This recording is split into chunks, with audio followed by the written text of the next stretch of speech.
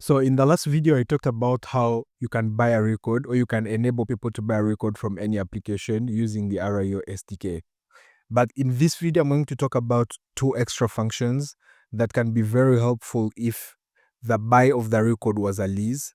And yeah, let me just cover those functions. I'll need to do this, right?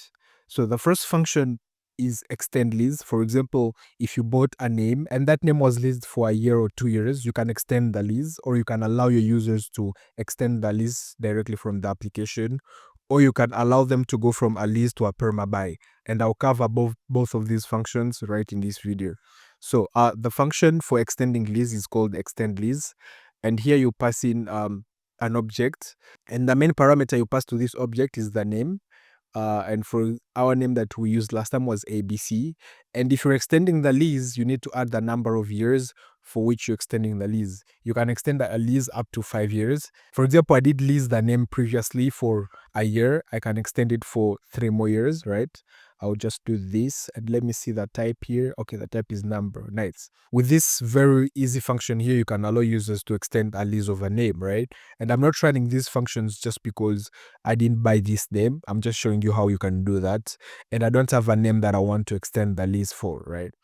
But then here's the function. You just do rio.extend lease, and you pass in the required parameters, which is a name and the number of years that you want to extend the lease for. And for example, a name that you perma bought, that you did not lease, but you did a perma buy, you can't do extend lease. That will fail because the name is already perma bought, permanently bought, right? So you can't.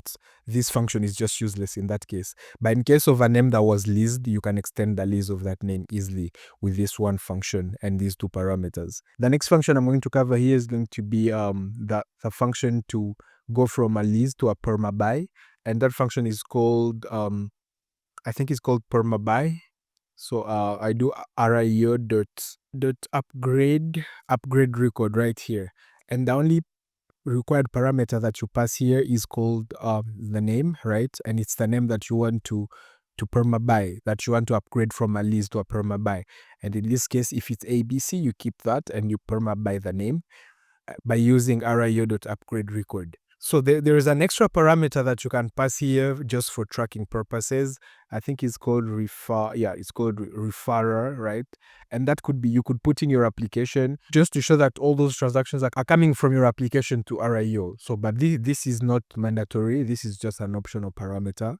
That's why I'm not talking about it that much, right? And so in that way, those are the two functions that you can have to extend the time that you hold a lease name.